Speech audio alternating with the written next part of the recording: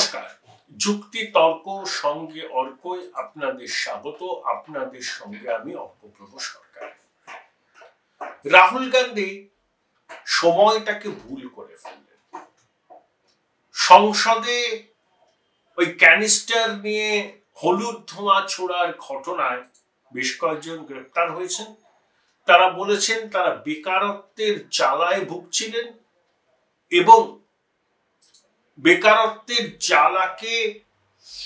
জ্বালাটা যে কি, যন্ত্রণাটা যেটা কি, সেটা দেশের আইন প্রণেতাদের সামনে তুলে ধরার জন্যই তারা কাণ্ড ঘটিয়েছিলেন।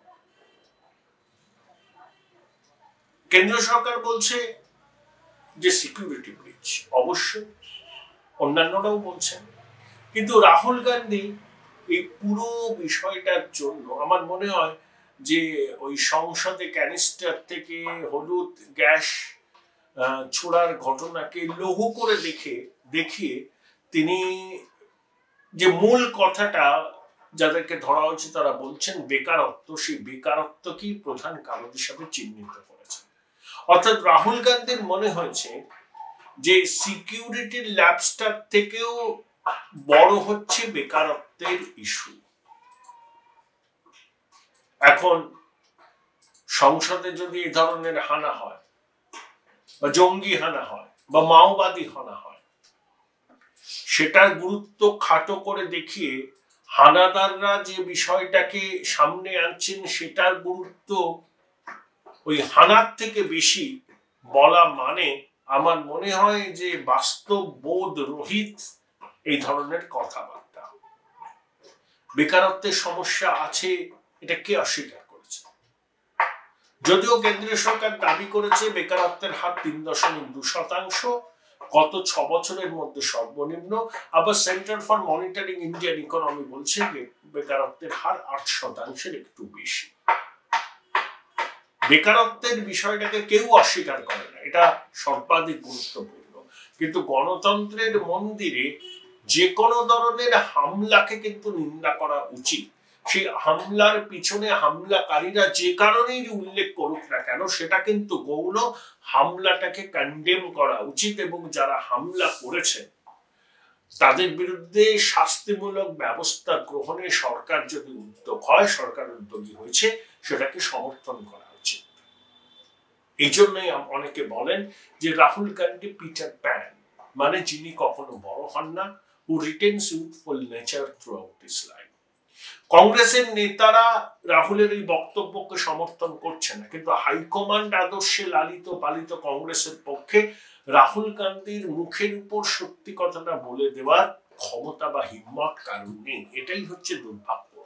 আসলে হিন্দি বলয়ের ৩ রাজ্যে গোহারা হেরে কংগ্রেস এখন দিশা খুঁজে পাচ্ছে না কিভাবে লোকসভা নির্বাচনের আগে দলকে সুসংহত করবেন। কমলনাথকে সরিয়ে দেওয়া হয়েছে, জিতু পাটোয়ারিকে মধ্যপ্রদেশের কংগ্রেসের সভাপতি করা হয়েছে, ঠিক আছে। রাহুল গান্ধী এই কথাটা কখন বললেন? আপনার শুক্রবার শনিবার কংগ্রেসের দপ্তরে গুজরাটের সব নেতারা এসেছিলেন লোকসভা নির্বাচনে গুজরাটের দলের রণকৌশল নিয়ে, তখনই রাহুল গান্ধী সাংবাদিকদের সামনে এই কথাটা বলেন। আমার মনে হয় রাহুলের এইসব মন্তব্য কংগ্রেসের কফিনে শেষ করে পুজো দেওয়ার জন্য যথেষ্ট। যেদিনকে প্রধানমন্ত্রী রাম মন্দির উদ্বোধন করবেন, সেদিন রাহুল গান্ধী নর্থ ইস্ট থেকে আবার ভারত জোড়ো যাত্রা করবেন। হয় অরুণাচলের কোন গ্রাম থেকে শুরু করে যে যে জায়গাগুলোতে তিনি যাননি সেই জায়গাগুলো যাবেন। তাহলে শতবর্ষের সাধনা রাম মন্দির স্থাপনা, সেই রাম মন্দির উদ্বোধনের দিন আপনি এতে চলে যাচ্ছেন, ভারত জোড়ো যাত্রা করতে উত্তর পূর্বের একটা রাজ্য থেকে শুরু করছেন, করতেই পারেন, সেটা আপনার গণতান্ত্রিক অধিকার। কিন্তু দেশের মানুষ যখন রাম মন্দির উদ্বোধনের আনন্দে মেতে উঠবে, তখন সেটাই তো তখন দেশের ন্যারেটিভ। আপনি কার্যত সেই ন্যারেটিভটাকে চ্যালেঞ্জ করছেন ওই দিনেই ভারত জোড়ো যাত্রার সূচনা করে। তার মানে কি শতবর্ষের সাধনা রাম মন্দির স্থাপনা, ভগবান শ্রী রামচন্দ্র, মর্যাদা পুরুষোত্তম রামচন্দ্র ভারতবাসীর আস্থা বিশ্বাসের প্রতীক আপনি মানেন না, সেই জন্যই ওই দিনটাকে বেছে নিলেন। আপনি আগে করতে পারতেন, পরে করতে পারতেন, আপনি 1000 বার ভারত জোড়ো যাত্রা করুন, কোনো অসুবিধা নেই, দেশকে তো চিনতে পারবেন, কিন্তু ওই দিনকেই আপনাকে করতে হলো। তার মানে দেশবাসীর বড় অংশের বিশ্বাস আস্থার সঙ্গে আপনি নিজেকে মেলাতে পারেন, এটা দুর্ভাগ্য। তাই আপনি কংগ্রেসের বোঝা। Join Indian Institute of Hotel Management now. Right choice, right decision. এটা অবশ্য ভালো উদ্যোগ, এটা নিয়ে কোনো সন্দেহ নেই যে আপনারা ক্রাউড ফান্ডিং এর রাস্তায় যাচ্ছেন, খুব ভালো কথা।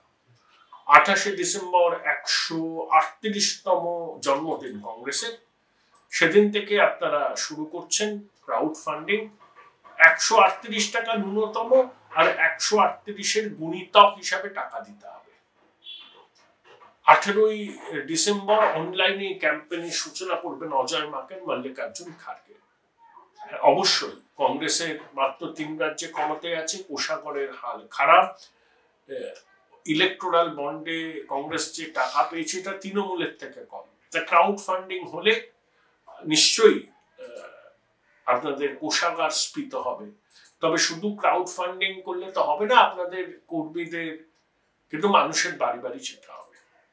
দেখি না আমার বাড়িতেও কেউ আসেন কিনা কংগ্রেসের পক্ষ থেকে যে ডোনেশন নেবার জন্য বা চাঁদা দেওয়ার জন্য। আসলে ওইগুলো বিলম্বিত বোধ হয়। লোকসভা নির্বাচন করার আছে, আপনি তো ক্রাউড ফান্ডিং 1 বছর আগে থেকে করতে পারতেন। জনগণের দরজায় দরজায় পৌঁছে অর্থ সংগ্রহ, যেটা বামপন্থীরা দীর্ঘকাল করে আসছে, তো আপনারা তো 1 বছর আগে করে আসতেন। এখন শীত ঘুম থেকে উঠে হঠাৎ মনে হলো যে নির্বাচন এসে যাচ্ছে, বিজেপির সঙ্গে আর্থিকভাবে পেরে উঠবো না, ইলেকট্রাল বন্ডের মাধ্যমে টাকা সেভাবে উঠবে না, আঞ্চলিক দলগুলো বেশি টাকা পেয়ে যাবে, তাই আমাকে ক্রাউড ফান্ডিং এর রাস্তায় হাঁটতে হলো। এই বোধটা আপনাদের আগে আসেনি, তাহলে পরিস্থিতি অনেক বেটার হতে পারত। চতুর্থত, 28শে ডিসেম্বর আরএসএস এর সদর দপ্তর নাগপুরে জনসভার আয়োজন করেছে কংগ্রেস। 10 লক্ষ লোকের জমায়েত করার সিদ্ধান্ত। রাহুল বারবার বলেন না যে আরএসএস এর ন্যারেটিভের পাল্টা ন্যারেটিভ তৈরি করাটাই লক্ষ্য, খুব ভালো কথা। ওটা কি শুধু কংগ্রেসের জনসভা হবে নাকি ইন্ডি জোটের জনসভা হবে? তো ইন্ডি জোটের জনসভা হলে কি ডিএমকে থাকবে? স্টালিনের ছেলে উদয়নিধি আর এক মন্ত্রী যেভাবে ওই গোবলয়ের রাজ্যগুলোকে গোমূত্রখোরদের রাজ্য বলেছেন, সনাতন ধর্মাবলম্বীদের মশামাছির সঙ্গে তুলনা করেছেন স্টালিনের পুত্র উদয়নিধি, ওই রকমই তো যে অনেক এমন আচার আচরণ আছে সনাতন ধর্মের মধ্যে, সেগুলোকে যার জড় থেকে নির্মূল করার প্রয়োজন, মানে গোড়া থেকে তুলে ফেলা উচিত বলেছেন। তো ওটা তো সনাতন ধর্মাবলম্বীরা ভালোভাবে নেয়নি। আপনারা কিন্তু খুব প্রতিবাদ করেননি ডিএমকে বক্তব্য। ওটা কি কংগ্রেসের একক সভা হবে নাকি ইন্ডি জোটের সভা হবে? ইন্ডি জোটের সভা হলে সেখানে ডিএমকে থাকবে কি থাকবে না, এই প্রশ্নগুলোর উত্তর কিন্তু আপনাদের দিতে হবে। কংগ্রেসের সভা হলে ঠিক আছে, কিন্তু এখন নাগপুরে আপনারা সভা করবেন, সেখানে ইন্ডি জোটের শরিকরা থাকবেন না, এটা তো হয় না। তাদের যদি আমন্ত্রণ নাই জানানো হয়, তাহলে ইন্ডি জোটের ভূমিকা নিয়ে প্রশ্ন উঠে যাবে।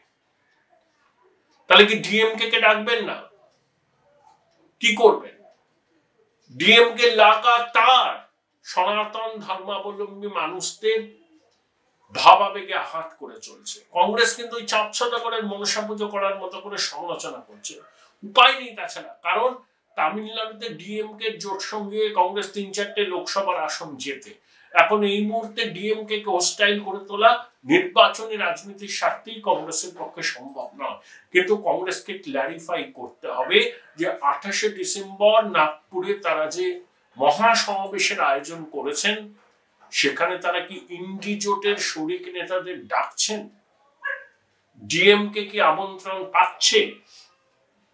যদি কংগ্রেসের নিজস্ব সভা হয় সেটা আলাদা ব্যাপার, কিন্তু এই মুহূর্তে দাঁড়িয়ে একটা বড় জনসভা করা আর ইন্ডি জোটের অন্যতম শরিক কংগ্রেস শরিকদের আমন্ত্রণ না জানালে ইন্ডি জোটের শরিকরা ক্ষুব্ধ হবে, বলবে কংগ্রেস দাদাগিরি করছে, গাজওয়ারি করছে, জোরধর্ম পালনে কংগ্রেস রাজি নয়।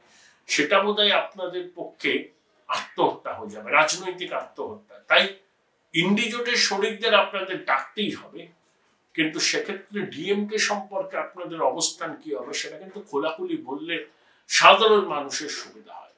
তবে রাহুল গান্ধী এখনো রাজনৈতিকভাবে যে অপরিণত আছেন তার প্রতিটি কথা মধ্যে থেকে সেটা পরিষ্কার। বিজেপির এক রসিক মন্ত্রীর মন্তব্য যে রাহুল গান্ধী মুখ খুললে দেশের মানুষ আসে। আসলে রাহুলই বোধহয় বিজেপির সব থেকে বড় অ্যাসেট।